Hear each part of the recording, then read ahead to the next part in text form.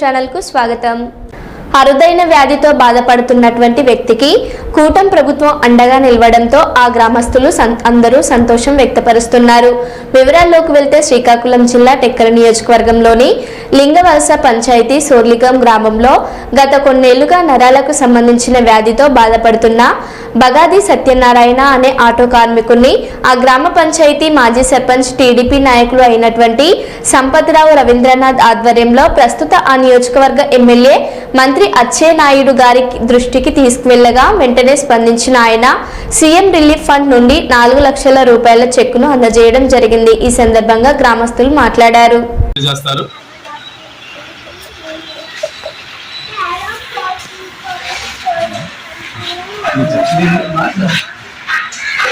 ఈరోజు ఈ కార్యక్రమం ముఖ్య ఉద్దేశం ఏంటంటే ఈ కూటమి ప్రభుత్వానికి మన ముఖ్యమంత్రి వర్యులు శ్రీ చంద్రబాబు నాయుడు గారికి, మన ప్రీతం నాయకులు మరియు మంత్రివర్యులు శ్రీ అచ్చెన్నాయుడు గారికి కృతజ్ఞతలు తెలుపు నిమిత్తమై ఈ కార్యక్రమం ఏర్పాటు చేయబడింది.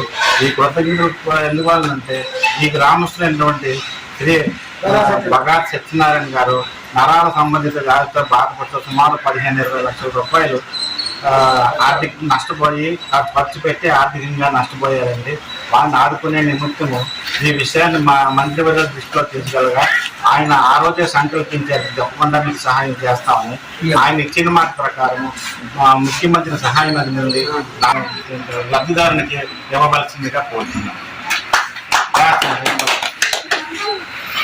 మనకి మనం చూస్తున్నాము నిన్న కార్యాలయంలో చేసినటువంటి చెక్కని గ్రామస్తులు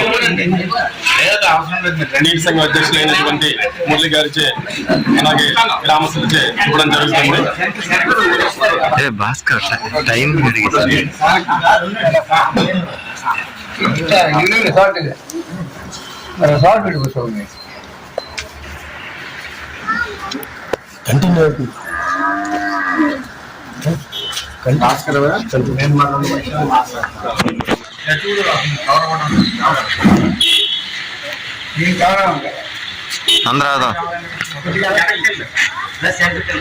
స్థితి అయిపోయి షన్స్ కోల్పోయి మరి దానా పరిస్థితులు వచ్చే పరిస్థితుల్లో నేను వైజాగ్ కేర్ హాస్పిటల్ మెడికల్ హాస్పిటల్లో డాక్టర్ సలహాదారు చేర్పించి సుమారుగా 45 రోజులు అక్కడ ట్రీట్మెంట్ మొదలు జరిగింది.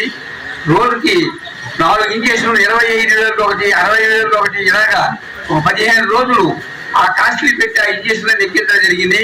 ఆ తర్వాత 15 రోజులు రోజుకి 25,000 రూపాయలు చెక్క ఇంజక్షన్తో ఎక్కించడం జరిగింది.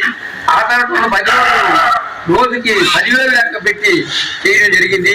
ఆల్మోస్ట్ ఇలాగ ఈ 45 రోజులకు సుమారుగా 16 నుండి 18 లక్షల రూపాయలు పేద కుటుంబము అందులో ఏదో చేసి పెట్టించేసి అక్కడికి దానాబాయిలు తప్పి ఇప్పుడు మా గ్రామానికి వచ్చి మేము ఎంతో సంతోషిస్తున్నాము. అయితే అందులో భాగంగా సీఎం రిలీఫ్ ఫండ్ కోసం మేము మా మంత్రివర్యులు మా ఎమ్మెల్యే మంత్రివర్యులు అచ్చెన్నాయుడు గారి దగ్గరికి మా కార్యకర్తలు నలుగురు పోయి అయ్యా జరుగుంది మీరు సీఎం రిలీఫ్ ఫండ్ నుండి మా పేషెంట్కి కొంత సహాయం ఇప్పించాలని ఆశిస్తున్నాము అంటే ఆయన వెంటనే స్పందించి ఆ అప్లికేషన్ తీసుకురండి నేనే సీఎం ఆఫీస్కి పంపిస్తాను ఆ సహాయం తెలియనంత వరకు నేను తెప్పించిన హామీ ఇవ్వడం జరిగింది.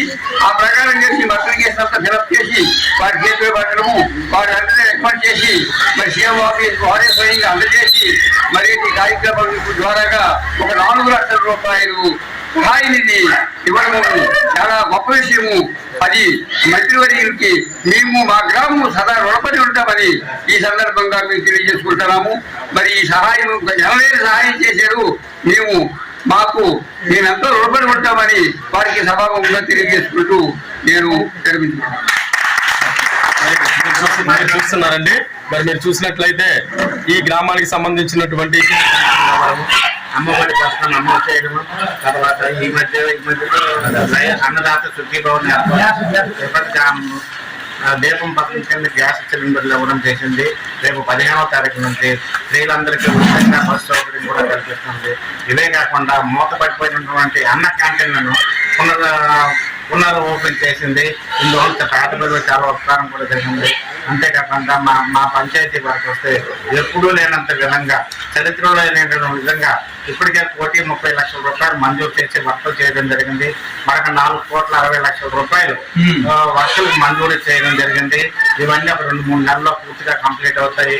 ఇదంతా కారణం మా మంత్రి గారు అచ్చెన్నాయుడు గారే కారణమని మనం చెప్పొచ్చున్నాం. ఆయనకి మా పంచాయతీ బతికినంత కాలం రుణపడి ఉంటారని తెలియపడుతుంది. రిపోర్టర్ భాస్కర్.